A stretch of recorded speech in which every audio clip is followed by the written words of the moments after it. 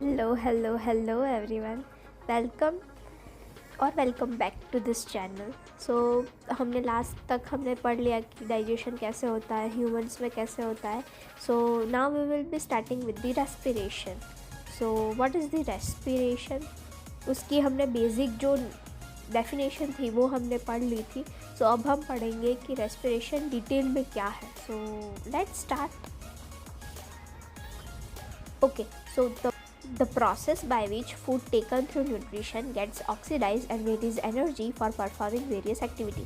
ये हमने पढ़ लिया था कि हमने आउटसाइड ऑक्सीजन लिया फ्रॉम द आउटसाइड एंड जो ऑक्सीजन को हम लोग यूज़ करके जो सेलुलर नीड्स में हम लोग फूड को ब्रेक करेंगे, that is the process of respiration. So oxygen acquired from outside is used to break down the food materials to provide energy. That is what I said now. Also known as biochemical oxidation process. Respiration को biochemical oxidation process भी कहा जाता है. तो आप लोगों को exam में ऐसा भी क्वेश्चन आ सकता है कि what explain the biochemical oxidation process. So basically it is respiration only. So the whole reaction is food plus oxygen gives carbon dioxide plus water plus energy. In the product side we get energy because food is oxidized and we get energy from that. Okay, now here the exchange of energy मतलब कि जो alveoli surface पे जो exchange होता है ना, उसका diagram है. So now moving on to the next. Organic substances undergoing oxidative breakdown during respiration are called respiratory substrates. Example glucose. हाँ, हमने जो खाना खाया मतलब कि हमने ग्लूकोज खाया या कुछ भी खाया जो अंडरगो होता है रेस्पिरेशन प्रोसेस को, उसे हम रेस्पिरेटरी सबस्ट्रेट्स कहते हैं. जैसे कि हमने वहाँ पे फर्स्ट चैप्टर में केमिस्ट्री में पढ़ा था कि जो सब्सटेंस अंडरगो होता है केमिकल रिएक्शन को, उसे हम रिएक्टेंट कहते हैं. तो वहाँ सिमिलर टू दिस कि जो सब्सटेंस रेस्पिरेशन की प्रोसेस से ब्रेक डाउन होके ऐसा होता है, उसे हम रेस्पिरेटरी सबस्ट्रेट्स कहते हैं. Example glucose. Now diverse organisms do this in different ways. Some use oxygen to break down glucose completely into carbon dioxide and water. Some use other pathways that do not involve oxygen. मतलब कि सब लोगों की अपनी अपनी method होती है या फिर अपना अपना डिफरेंट वे होता है कि मैं कैसे करूँगा, यो कैसे करेंगे. मतलब कि कोई ऑक्सीजन को लेके ब्रेक डाउन करके ग्लूकोज में कम्प्लीटली तोड़ देता है and then carbon dioxide and water बनाता है. लेकिन कोई अदर सभी लोग ऐसा नहीं करते. सभी लोगों की हैबिटेट, सभी लोगों का एनवायरनमेंट सब that is different. So there is different ways for everyone. Okay, now अगर हम बात करें कि रेस्पिरेशन और ब्रीदिंग में डिफरेंस क्या है, तो ब्रीदिंग जो है air rich in oxygen is taken inside the body of an organism and air rich in carbon dioxide is expelled from the body. मतलब हम जो ब्रीथ इन ब्रीथ आउट करते हैं, just taking in our body the fresh air rich in oxygen and expelling the air from our body rich in carbon dioxide. So simply this is breathe in, breathe out, breathe in, breathe out. This process is called breathing. Sorry for my voice because I am having cold right now, but it's okay. So this is simply the breathing. Okay, now types of respiration. मतलब कि respiration की भी types होती है. तो glucose is converted to pyruvate acid. Glucose is a 6 carbon molecule, you all know that, and then it is converted into pyruvate, that is 3 carbon molecules. So glucose is broken down into pyruvate in 10 steps that you will be studying in higher classes. मतलब कि ये जो process है, जो glycolysis, the name of this conversion process is called glycolysis. ये होती है cytoplasm में. This is very important. ये साइटोप्लाज्म में होती है और एक सेल में होती है, क्योंकि साइटोप्लाज्म सारे सेल में होता है, सारे सेल में प्रेजेंट ही होता है. So there is no need कि ये ऑर्गेनरी है, ये ऑर्गेनरी है, या ऐसा कुछ नहीं है.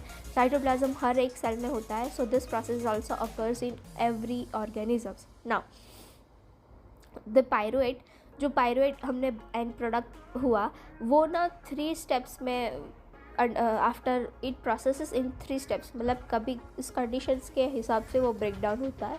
अगर एब्सेंस ऑफ ऑक्सीजन है like in yeast, then it will break down into ethanol plus carbon dioxide plus energy. And in lack of oxygen मतलब कि यहाँ पे भी, लेकिन इन आवर मसल सेल मतलब कि हम जब एक्सरसाइज करते तो लैक्टिक वो वहाँ पे बनाता है lactic acid plus energy, that lactic acid बनाता है, जिसकी वजह से जब हम एक्सरसाइज करते हैं तो हमारी बॉडी या फिर हमारे मसल्स में पेन होता है, बिकॉज वहाँ पे लैक्टिक एसिड प्रोड्यूस होता है एंड थोड़ी सी एनर्जी मिलती है। सो lactic acid is a 3 carbon compound and ethanol is a 2 carbon molecule. ना ये दो कंडीशंस थी एब्सेंस ऑफ ऑक्सीजन की, लेकिन what about presence of oxygen? तो प्रेजेंस ऑफ ऑक्सीजन मतलब कि ऑक्सीजन प्रेजेंट है तो ये प्रोसेस होती है माइटोकॉन्ड्रिया में कि ऑक्सीजन प्रेजेंट है तो वो कन्वर्ट करेगा carbon dioxide plus water plus energy में।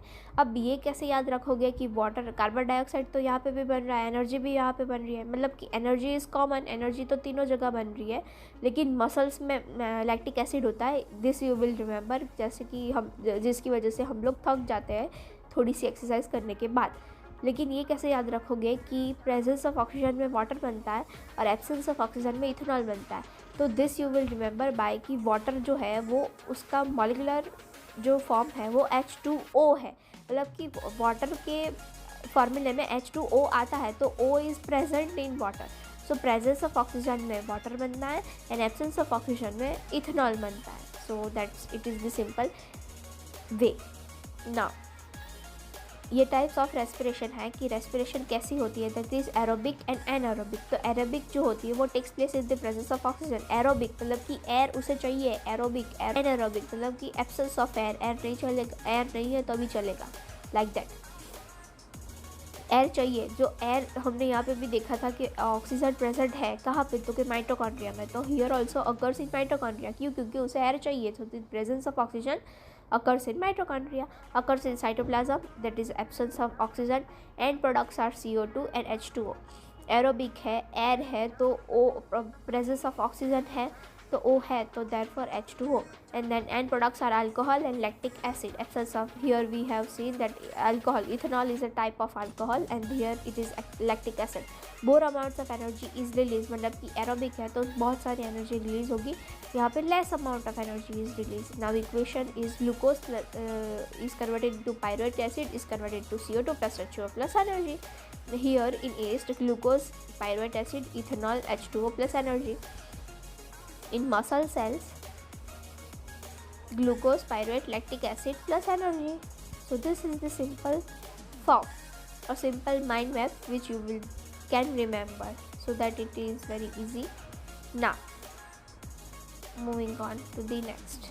Okay, जो हम एनर्जी मैं कब से बोल रही हूँ, लेकिन the energy release during cellular respiration is immediately use to synthesize a molecule called ATP and is use to fuel all other activities in the cell.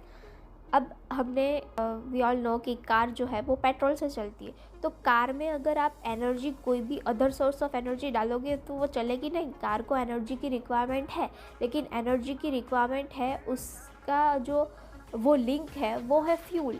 तो आप अगर कार में पेट्रोल डालोगे तो ही वो चलेगी। So petrol is a source of energy for car, लेकिन एनर्जी भी बहुत सारी होती है। So the energy source for the cell is the ATP. Now in this process ATP is broken down, giving rise to a fixed amount of energy which can drive the endothermic reactions taking place in the cell. We all know मतलब कि this is what is meant कि ATP is the energy, ATP is the energy currency for most cellular processes. The energy released during the process of respiration is used to make an ATP. Energy जब हमने आगे देखा कि जो तीनों process थी उसमें एनर्जी रिलीज़ होती थी, तो एनर्जी रिलीज़ होने के बाद वो तुरंत ही ATP में कन्वर्ट होने लगती है molecule from ADP and inorganic phosphate. This is ADP is that is adenine diphosphate and inorganic phosphate अगर हम उस पर ऐड करेंगे तो ये बन जाएगा एडिनिन ट्राइफॉस्फेट. मतलब कि इसका जो फुल फॉर्म है वो adenine triphosphate, that is the full form, that is adenine ribose phosphate bonds with more energy. मतलब कि अगर इस पर फॉस्फेट ऐड करेंगे तो दो तो पहले से प्रेजेंट थे, हमने थर्ड वन ऐड किया तो ये बन जाएगा adenine triphosphate, that is the energy currency of the cell and that is the ATP. Okay, now next. Okay, animals have evolved different organs for uptake of oxygen from the environment and for getting rid of the carbon dioxide produced. ये हमने देखा कि different organs, अगर हमने देखा कि सारे लोगों के डिफरेंट वेज है रेस्पिरेशन करने के लिए, तो obviously there will be a different organs for the uptake of energy, मतलब कि डिफरेंट वेज है तो डिफरेंट ऑर्गन्स भी होते ही है। तो so the terrestrial animals can breathe the oxygen in the atmosphere, but animals that live in water need to use the oxygen dissolved in water.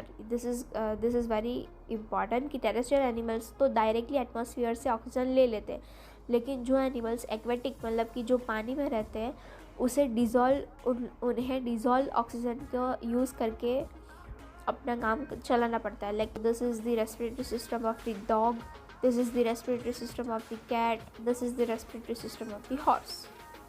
या okay, so this are two, ये तीनों terrestrial है, so they directly use oxygen from present in the atmosphere. Okay, तो हम देखते हैं कि fish में क्या होता है। तो जो in aquatic life dissolve oxygen is low, मतलब कि एक्वेटिक लाइफ है, ऑब्वियसली बात है वाटर ज़्यादा है तो डिज़ोल्व ऑक्सीजन जो है वो लो होता है as compare to oxygen present in air. Now so the rate of breathing in aquatic animals is much faster than terrestrial animals. We all know कि डिज़ोल्व ऑक्सीजन लो है, तो dissolve oxygen low है तो उसे need ज़्यादा होगी oxygen की, तो वो बार बार ब्रीदिंग करेगा, सारी जो प्रोसेस है वो फास्ट हो जाएगी क्योंकि उसे ऑक्सीजन उतना ज़्यादा नहीं मिल रहा है एक बार में जितना हम लोग जो टेरेस्ट्रियल में हैं वो हम लोग एक बार में जितना ऑक्सीजन लेते हैं फ्रॉम द एटमॉस्फेयर उतना उससे बहुत ही कम एक्वेटिक लाइफ में मिलता है। सो एक्वेटिक लाइफ के जो एनिमल्स होते हैं उससे बहुत ही फास्टर रेट होता है ब्रीदिंग करने का, so they breathe in without very faster. Now fishes take in water through their mouth and force it pass the gills where the dissolved oxygen is taken up by the blood. Fish जो है वो from mouth it takes water and वो pass कर देती है gills को, and from gills the dissolve oxygen है वो ब्लड ले लेती है, मतलब कि गिल्स से ब्लड में चला जाता है ऑक्सीजन, सो दैट तो ऑक्सीजन का यूज़ है एनर्जी क्रिएट करने में हो सकता है। So that this is the case in fish. Now terrestrial organisms use the oxygen in the atmosphere for respiration. This all know, we all studied that all these organs have a structure that increases the surface area which is in contact with the oxygen rich atmosphere. अब हमें पता है कि हमें oxygen चाहिए, ज़्यादा से ज़्यादा ऑक्सीजन चाहिए सो दैट ज़्यादा से ज़्यादा एनर्जी हमारी बॉडी में प्रोड्यूस हो सके। सो जो सरफेस होता है वो ना इंक्रीज़ किया जाता है, मतलब कि यह इंक्रीज़ करने से क्या होगा कि ज़्यादा से ज़्यादा ऑक्सीजन हम हमारी बॉडी में ले जाएंगे। So this is the reason. तो the exchange of oxygen and carbon dioxide has to take place across this surface is very fine and delicate, मतलब कि जो जहाँ पे जो एक्सचेंज होता है कार्बन डाइऑक्साइड एंड ऑक्सीजन का, वो सरफेस एकदम ही थीन हो, एकदम ही फाइन एंड डेडिकेट हो, तो जो डिफ्यूजन प्रोसेस है फास्टर हो सकती है, तो जो काम है वो जल्दी, जो प्रोसेस है वो जल्दी हो सकती है। लेकिन अगर वो ठीक है, बहुत ही ज़्यादा ठीक है एंड डेलिकेट नहीं है, टफ है, रिजिड है, तो जो प्रोसेस है उसे बहुत ही देर लगेगी टाइम कंप्लीट होने में। सो दिस इज़ नॉट फेयर। तो इसीलिए very fine and very delicate जो सरफेस होता है वहाँ से ही डिफ्यूजन प्रोसेस होती है ऑक्सीजन एंड कार्बन डाइऑक्साइड के बीच। In order to protect this surface, it is usually placed within the body, so there have to be passage that will take air to this area. ये alveoli है, हमारे lungs में present होती है ये। तो ये जो सरफेस है वेरी थिन है और डेलिकेट होता है। यहाँ पे जो देखो ये ब्लड वेसल्स भी होती है इससे सराउंडिंग में, ताकि जब वो ऑक्सीजन जो डीऑक्सीजनेटेड ब्लड है उससे कार्बन डाइऑक्साइड एल्वियोलाई में पास हो जाता है, एंड जो एल्वियोलाई में जो लंग्स से हमने ब्रीदिंग किया ऑक्सीजन रिच एयर वो ऑक्सीजनेटेड ब्लड में हो जाती है, मतलब कि वहाँ से ऑक्सीजन ब्लड वेसल्स ले लेती है एंड ब्लड वेसल्स से कार्बन डाइऑक्साइड एल्वियोलाई ले लेती है। So this is the exchange process, and इसीलिए हम लोगों ने इसे प्रोटेक्ट करने के लिए we have a structure around our lungs that is called as ribs which protects our heart as well as lungs. So this is important and it looks like this. Now, okay, done for today. Being late does not mean failure. Maybe it means getting ready for a great lunch. मतलब this is quite similar कि शेर जब 2 कदम पीछे लेता है उसका मतलब ये नहीं कि वो हार गया है, दैट इज़ कि वो लंबी छलांग लगा के आपको खा भी सकता है। So it is like that, it is in a funny way. मतलब कि आपको अगर लगता है कि मैं लेट हूँ, मुझे कुछ आता नहीं है, अभी तक मेरा सिलेबस कंप्लीट नहीं है और फरवरी या मार्च में आप लोग की बोर्ड एग्ज़ाम्स आएगी, मतलब कि स्टार्ट होगी, तो प्लीज़ ऐसा मत सोचो, अभी से करना स्टार्ट कर दो। मतलब डे बाय डे का शेड्यूल बनाओ and start doing the things properly. मतलब it's time to get serious now.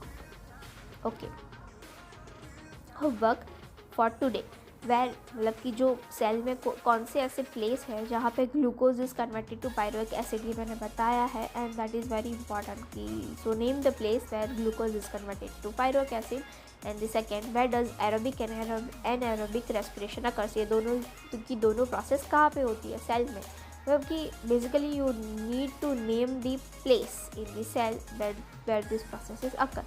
For more inquiries or any doubt, you can follow this account or you can DM me if any queries are there. I will try to reply. वैसे तो मैं कर रही हूँ जितना मुझसे हो सकता है। I am trying to reply you. So yeah, you can message me. Okay. अब हम नेक्स्ट लेक्चर में पढ़ेंगे ब्रीदिंग और रेस्पिरेशन इन ह्यूमन बींग्स, मतलब कि हमारी बॉडी में कैसे होता है। तो या till then take care, bye everyone.